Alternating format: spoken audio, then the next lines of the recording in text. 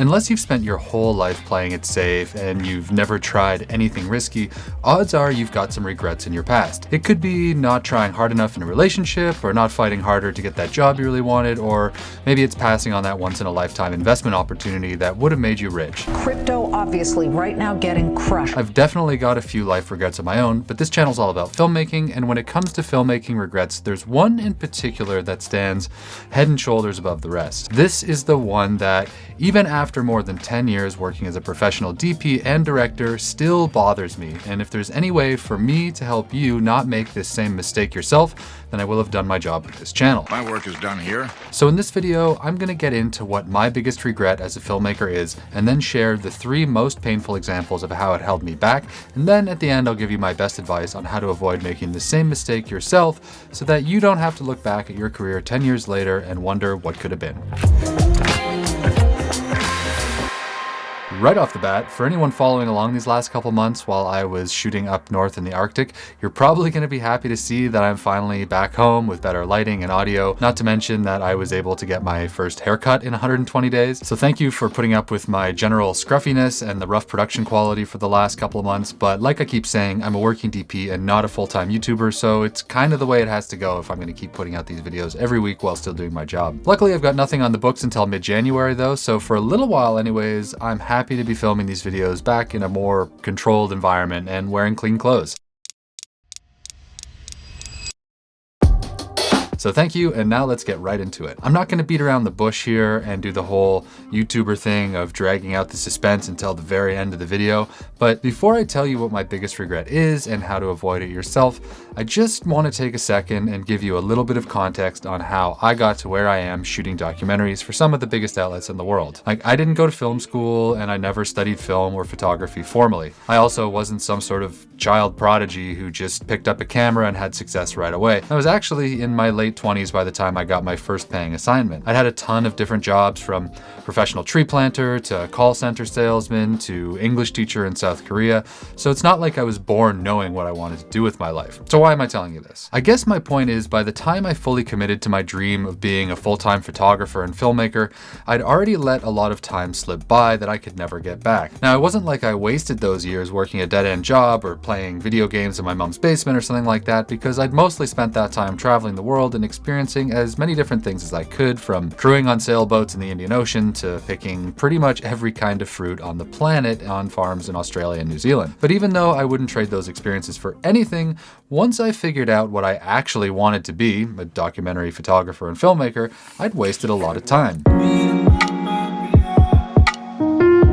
So what does that mean exactly? Well, basically, instead of just getting out there and dedicating myself to practicing and getting better every day, I convinced myself that it was better to wait until the situation was perfect before really going for it. Like, somehow if I just waited long enough, all the stars would align and it would be easy for me to get what I wanted. And I didn't just do this when starting out in photography. I did it again when I was transitioning into documentary production, and then again before starting this YouTube channel. And I'm willing to bet that a lot of people out there are doing the same thing right now, which is what this video is all about. The first time I made this mistake, I was living in South Korea and working as an English teacher when I stumbled on the movie War Photographer one night, and in an instant realized I wanted to quit teaching to be a documentary photographer. Now, I already had an okay camera, I think it was a Nikon D80, and I was living in Asia, which was obviously full of amazing stories to document, but for some reason I was hesitant to just get out there and start shooting. I mean, I say for some reason, but the reason is actually pretty obvious. It's because it was hard, and I wanted to believe that I could make it easy by just waiting for the situation to be perfect. So I enrolled in a one-on-one workshop with one of my favorite photographers and told myself that once I wrapped my contract and finished the workshop, then I'd really start. Now, don't get me wrong, the workshop was amazing and I learned a ton. I owe a lot of my professional success to that workshop. But when I started it, I really didn't have much of a documentary portfolio to speak of, because instead of getting out into the streets of Seoul and shooting every day after work, I'd waited because I thought it would be easier later. Spoiler alert, it wasn't easier later. It was just as hard, except instead of having 8 months of practice under my belt from day one of the workshop, I'd shot maybe 15 days over 2 half-hearted project attempts. And looking back, South Korea would have been an amazing place to shoot in. It's a regret that might not have stung quite so much if I'd never made it again, but sadly I didn't learn. After that workshop, I moved to Cambodia and I went all in on photography. I shot every day like it was my job for 2 years until I caught my first lucky break and started getting paid assignments with first the New York Times and then other international newspapers. There's a lot more to the story than that, but I've already told this story on the channel before, so I'll just say I managed to build up a decent little documentary career for myself as a photographer, but after a couple of years of things going well, I started to get interested in branching out from stills into documentary production, and again, I did the same thing. Instead of just switching my camera into video mode and getting started, I spent hours combing the internet for guides on how to become a better filmmaker and the perfect cinema camera to buy. I'm not saying I did nothing, because I did shoot a few small things and I was still working full-time as a photographer, but it was about 2 years from the time I had the idea to become a filmmaker to the time I actually went for it. I told myself all the same lies. It's going to be easier when you get a better camera, and you just need to move to a bigger market because Cambodia is too small to really get good jobs. But at the end of the day, it was really the same as before. I wanted it to be easy when what I really needed to do was just start. I guess you're seeing the pattern now? Eventually I made the move from Cambodia to Mexico and I started shooting more and more video until I caught another lucky break and got into professional documentary production for real, starting with a National Geographic shoot on heroin production. I've also already told this story a bunch of times, so I'll just keep it short and say that again, I regretted waiting so long just to take action, because I would have been so much further ahead if I just gotten going in Cambodia instead of waiting. So by this point, you'd think I'd have learned my lesson, except that I did exactly the same thing when I started this YouTube channel. Now, I'd been having a lot of success in the filmmaking business, and I'd managed to get myself onto big shoots for Netflix and National Geographic and people like that. But at the same time, I was noticing the rise of photography and filmmaking channels on YouTube, and I kind of started to wonder what would happen if I gave it a shot myself. And this was in the early days when Peter McKinnon was still a small channel and Matty Hapoya still called himself Travel Fields, talking about like 2016, 2017, when the filmmaking YouTube world was wide open and there was a ton of interest in that space with not that many people with professional experience teaching their skills. And I liked teaching, I was watching more YouTube than regular TV, and I had all the gear and technical knowledge I needed.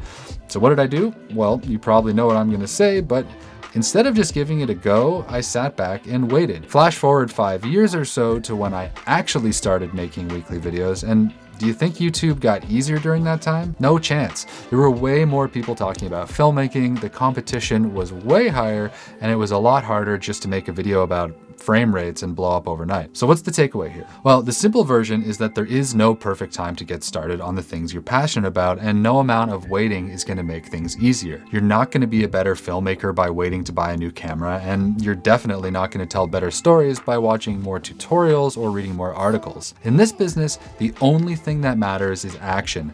Action plus dedication over a long period of time, and the best way to get to where you want to go is to start right now. Have you ever heard the saying, the best time to plant a tree was 20 years ago and the second best time is now?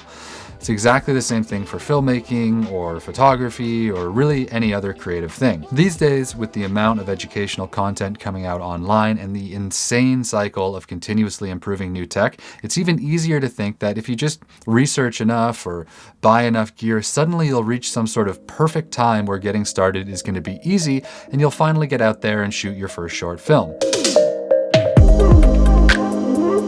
Well, take it from me and my repeated mistakes over the last 15 years, that is not the way to get what you want. The only thing that works is doing, and doing consistently over time. And I really doubt that's ever going to change regardless of how good AI gets and how big the YouTube community grows. So no matter what you're trying to do, don't wait until you have the same regrets that I do. Obviously, I got there in the end, but how much more of an impact would this channel have had if I'd started in 2016 when I'd first had the idea? Probably a ton. When I think back on how open things were, it kind of makes me sick to think of all the opportunities I missed out by waiting. So please don't be like me. If you want to be a photographer, go shoot with whatever you have instead of waiting for that new A7 whatever. It's not going to make your life easier. If you want to film documentaries, don't think that it's suddenly going to be a walk in the park if you just move to New York or buy an FX6. It's not. If you're thinking about starting a YouTube channel to promote your work or share your knowledge, it's not going to get any less saturated by waiting until next year when all your ducks are in a row. Whatever you're going after, wherever you are now, go out and start right now. The bottom line is that action gets results and nothing else does. So there we go. My biggest professional regret that still bothers me after all these years. If I could go back in time and yell at my younger self to stop waiting and just go, I would. But since I can't, the next best thing to do is yell at all of you instead, so that hopefully you save yourself the same heartache. If you want a bit of help, I made a free long-term planning guide that will help you come up with a long-term strategy, and that's linked for free in the description. But even though I think it's pretty solid advice, even that won't change the fact that doing is the only thing that matters.